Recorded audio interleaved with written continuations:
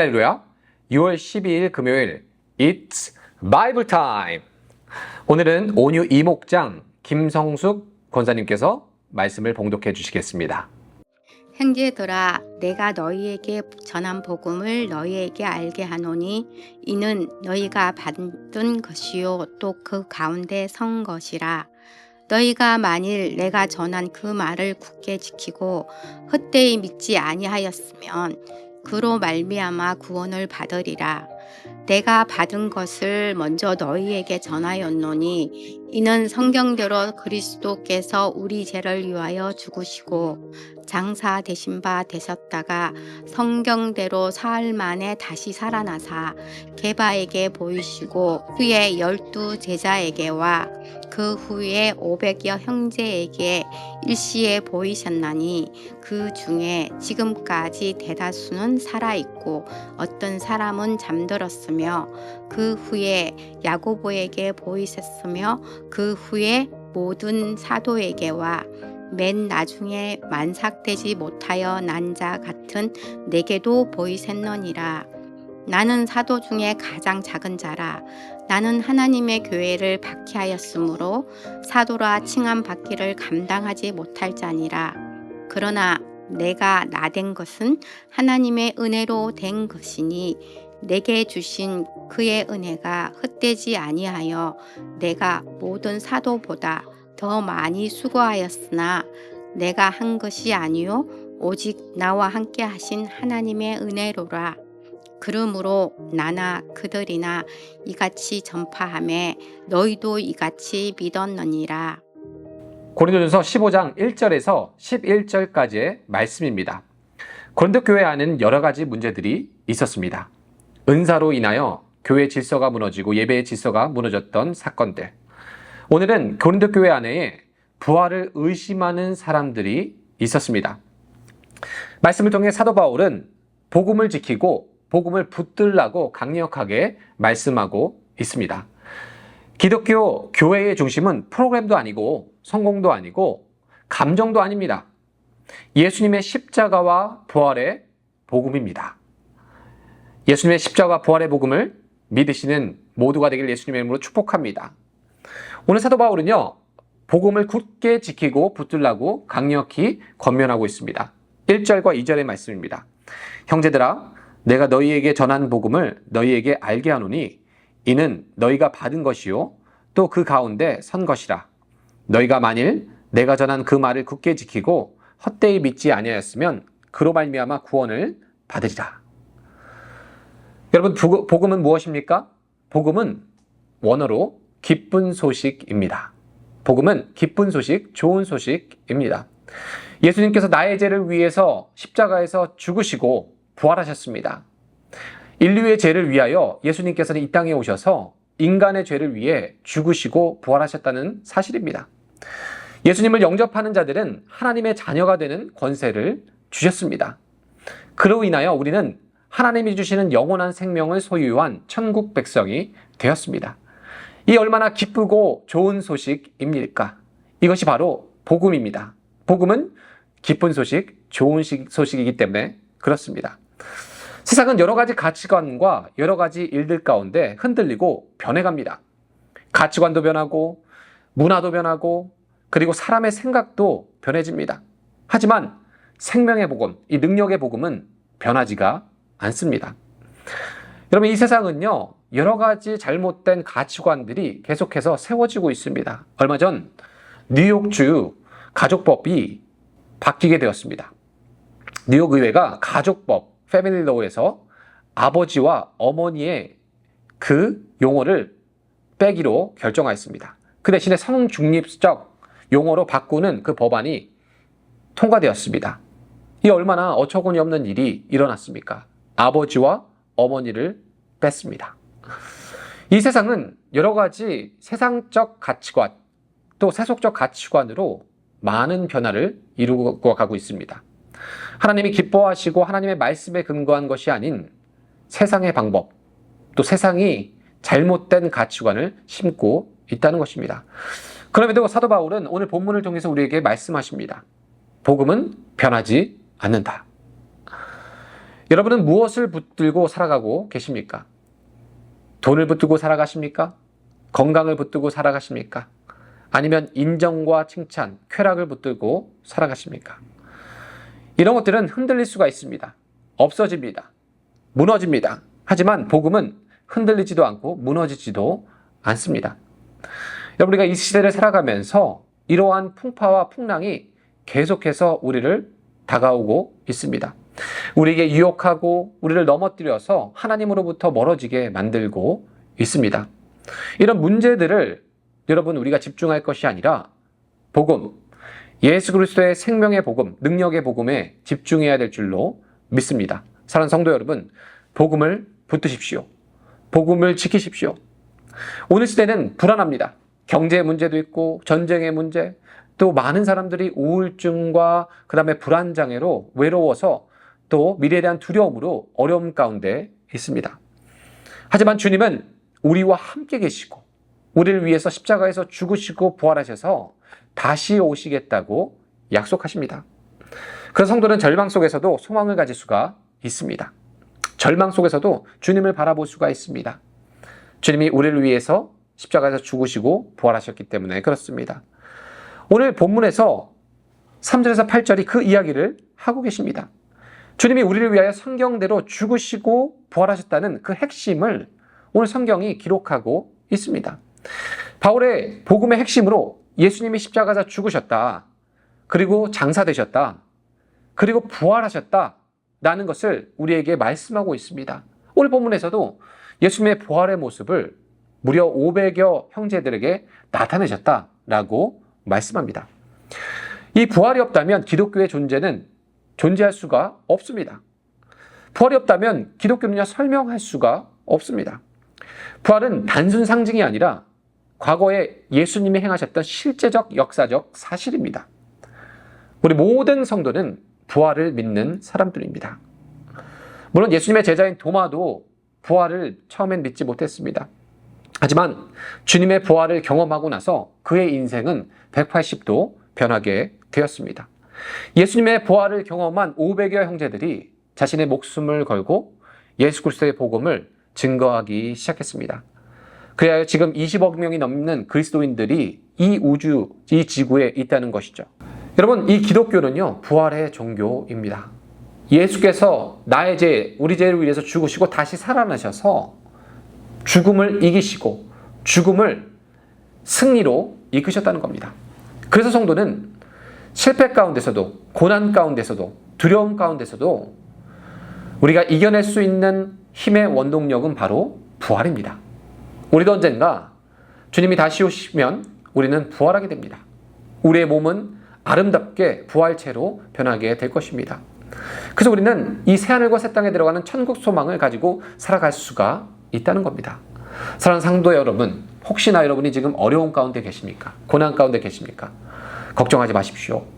하나님이 여러분을 책임지고 계시고 예수님이 이 죽음의 문제를 위해서 십자가에서 죽으시고 부활하시고 다시 살아나셨다는 것을 믿으십시오. 그리고 주님이 주님의 때에 여러분을 위해 그 언젠가 다시 오셔서 여러분의 눈물을 닦아주시고 여러분을 위로하러, 우리를 마중 나오러 주님께서 재림을 준비하고 계시다는 것입니다. 오늘 본문은요, 마지막으로 모든 것은 하나님의 은혜입니다 라는 고백으로 끝나게 됩니다. 10절 말씀에 그러나 내가 나 된 것은 하나님의 은혜로 된 것이니 내게 주신 그의 은혜가 헛되지 아니하여 내가 모든 사도보다 더 많이 수고하였으나 내가 한 것이 아니요 오직 나와 함께 하신 하나님의 은혜로라. 그러므로 나나 그들이나 이같이 전폐하며 너희도 이같이 믿었느니라. 사도 바울은요, 모든 것이 하나님의 은혜였음을 고백합니다. 그는 예수 그리스도를 믿는 사람들을 잡아서 죽이려고 했던 사람에서 다마스의 동산에서 하나님께서, 예수께서 만나주시고 나서 그의 인생은 변화되었습니다. 부활의 주님을 만난 것이죠. 부활을 목격한 것입니다. 그리고 나서 그의 인생은 180도 변하게 되었습니다. 그는 이제 예수님을 믿는 자들을 핍박하는 자에서 예수님을 위해 핍박받는 자로 거듭나게 되었습니다. 가는 곳마다 매를 맞고 조롱당하고, 하지만 사도 바울은 주님의 부활을 직접 목격했기 때문에 그는 주님께 인생을 걸 수밖에 없었습니다. 그리고 그는 고백합니다. 이 모든 것이 하나님의 은혜였음을. 하나님이 찾아오셔서 마음의 문을 열어주시고 하나님이 찾아오셔서 구원해 주신 그 구원의 감격이 사도 바울에게 있었습니다. 사도 바울은 매일 감사할 수밖에 없었습니다. 왜냐고요? 하나님의 은혜를 아는 사람이었기 때문에 그렇습니다. 사랑하는 성도 여러분, 여러분과 저도 여기까지 온 것은 하나님의 은혜 때문입니다. 내가 잘해서가 아니죠. 내가 운이 좋아서가 된 게 아닙니다. 하나님의 은혜입니다.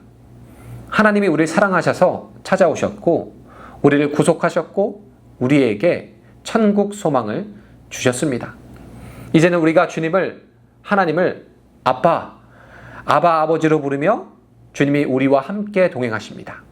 이 얼마나 큰 축복이고 기쁜 소식, 좋은 소식, 복음입니까?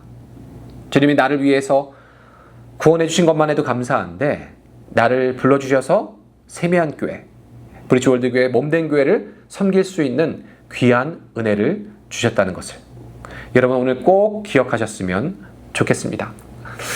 지금도 많은 사람들은요 자신의 성공을 자랑합니다. 하지만 성도는 말합니다. 하나님의 은혜입니다. 이 모든 것이 하나님의 은혜입니다. 이것이 진짜 고백이자 진짜 믿음입니다. 오늘 하루도 여러분 한번 주님의 은혜를 묵상하시면서 감사하십시오. 한번 하나님께서 어떤 은혜를 우리에게 주셨고 최근에 어떠한 은혜와 또 간증이 있으신지 한번 돌아보셨으면 좋겠습니다. 감사가 떨어진다는 것은 우리가 점점 교만해진다는 것입니다. 하나님의 은혜를 기억하는 사람은 교만할 수가 없다는 것입니다. 여러분 오늘 우리에게 말씀을 통해 위대한 복음을 허락해 주셨습니다. 예수님은 우리를 위해서 죽으시고 다시 살아나셨습니다. 지금도 살아계셔서 이제 곧 다시 오시겠다고 약속하셨습니다. 우리는 어떠한 상황에서든지 이 복음을 지키고 붙들어야 될 줄로 믿습니다. 여러분 오늘 하루 어떤 것을 붙잡고 살아가고 계십니까? 주님은 다시 살아나셨고 지금도 우리와 함께 계십니다. 나는 무엇을 붙들고 살아가는지, 내 안에 부활의 소망과 천국의 소망이 있는지, 무엇보다도 하나님의 은혜를 기억하고 있는지 묵상하시고 감사하시고 주님 앞에 영광 올려드리시는 하루가 되시기를 예수님의 이름으로 축복합니다. 기도하겠습니다. 사랑해 주님 감사합니다. 이 모든 것이 하나님의 은혜였다는 사도 바울의 고백을 통해 하나님 오늘도 우리는 주님 앞에 고백을 올려드립니다. 우리가 살아서 숨 쉴 수 있는 것, 우리에게 사랑하는 가정과 귀한 교회를 주신 것, 이 모든 것이 하나님의 은혜임을 고백합니다. 주님이 나의 죄를 위해 우리의 죄를 위해 십자가에서 죽으시고 다시 살아나셔서 우리에게 구원의 감격을 주셨고 천국 백성으로 삼아주셨습니다.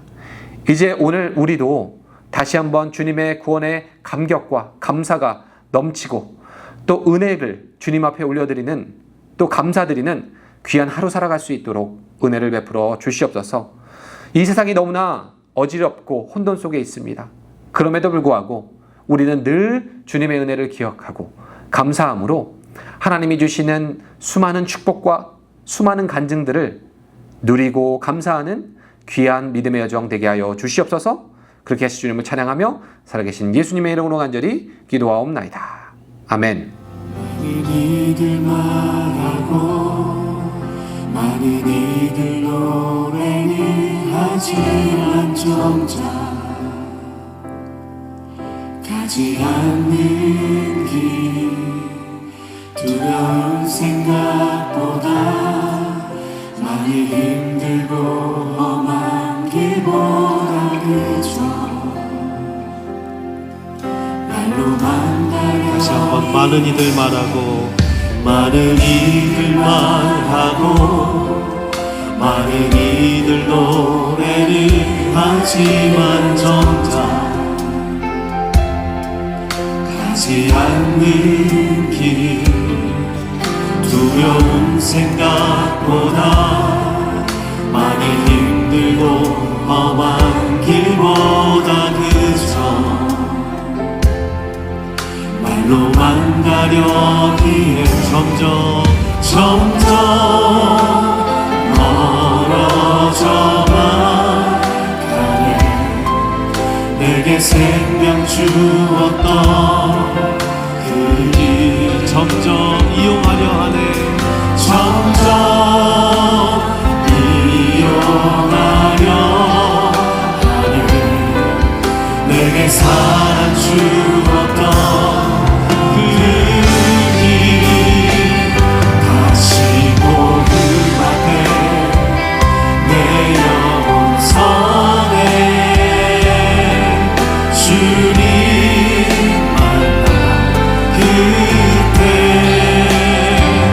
나 다시 돌아가 주님께 예배 드리며 다시 십자가에 점점 멀어져만 가네. 점점 멀어져만 내게 생명 주었던 점점 이용하려 하죠.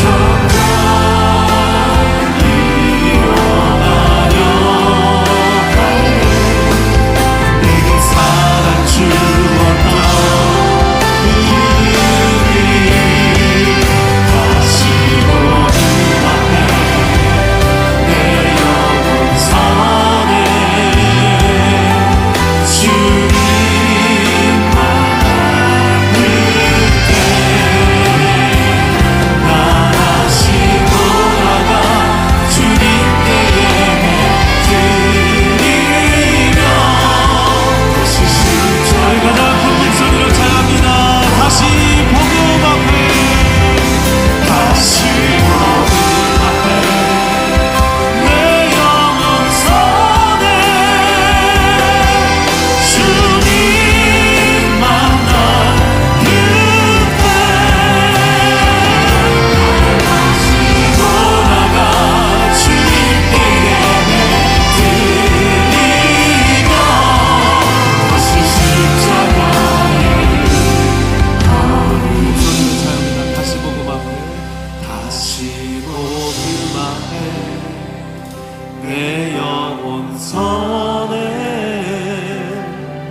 주님 만나 그때 나 다시 돌아가 주님께 예배 드리네 다시 십자가의 길 걸으리. 사순절 끝무렵 오늘 주님께서 가장 원하시는 것은 다시 복음 앞에 서라. 내 아들아 내 딸아, 이제 고난주간 한 주 앞두고 내가 네가 진짜 예수 그리스도 앞에 섰으면 좋겠다. 내 앞에 서서 다시 한번 나를 정말 너의 인생의 주인으로 받아들이느냐. 그러면 네 왕국을 좀 무너뜨려라. 네 왕국을 좀 내려놔라. 내가 네 왕국의 왕이 되길 원한다. 난 널 수없이 초대한다. 초청한다. 그리고 노크한다. 근데 도무지 문을 열지 않는구나. 폭력성이 가해지고 정당성이 가해져서 너는 이렇게 하는 게 너무 정당화됐구나. 너의 마음의 벽이 통곡의 벽보다 더 뚫기가 힘들다. 주님, 오늘 우리가 다시 돌아봅니다.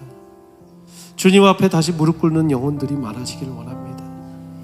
주님, 주님의 초대에 응하게 하여 주옵소서. 혹시 여러분들 오늘 2부 예배 가운데 주님, 저는 예복을 입지 않은 건 물론이거니와 아직 사실 초대도 응하지 않았습니다. 주님이 주신 초대 수없이 받았는데 아까 딱 이야기한 것처럼 스팸처럼 그냥 치부해버리고 또 누군가 다음번에 나한테 또 보내주겠지, 또 나한테 초대해주겠지. 혹시 그런 분 계시고 내가 오늘 정말 그 초대장에 응하기를 원한다 하시는 분들 계시면은요, 마음이 한번 손을 얹고 저를 따라서 기도해 보시면 좋겠습니다. 자기만 들리는 목소리로 하셔도 되고 옆에 사람 들리는 목소리 정도 하셔도 돼요. 정말 주님께서 들으시는 초청에 응하는 응답이 되길 바라는데요. 절 따라서 한번 기도하겠습니다. 주님, 저는 죄인입니다. 제 죄를 아시고 십자가 못 박혀 죽으신 예수 그리스도, 그 아들 예수님을 이 땅에 보내주심에 감사합니다. 그 아들 예수 그리스도의 그 보혈의 공로, 은혜, 사랑을 내가 믿어보겠습니다. 주님 초청에 응하겠습니다. 주님, 나를 받아 주옵소서. 부활하신 예수님, 나를 위해 부활하신 예수님, 나를 위해 십자가에 못 박히셨으니 다시 사신 것도 나를 위함이심을 믿습니다. 내 인생 내가 죽고 내 안에 그리스도가 다시 사시는 역사가 있게 하여 주옵소서. 예수님의 이름으로 기도합니다. 아멘. 이 짧은 기도가 여러분들 주님의 초청에 응하신 응답인 줄 믿습니다. 처음 해보신 분도 계시고 다시 작정하며 하신 분들도 계시겠지만 가벼운 응답이 아닌 줄 믿습니다. 예복을 입으십시오. 주님 기뻐하시는 혼인잔치에 여러분들 모두가 주인공이 되시기를 바랍니다.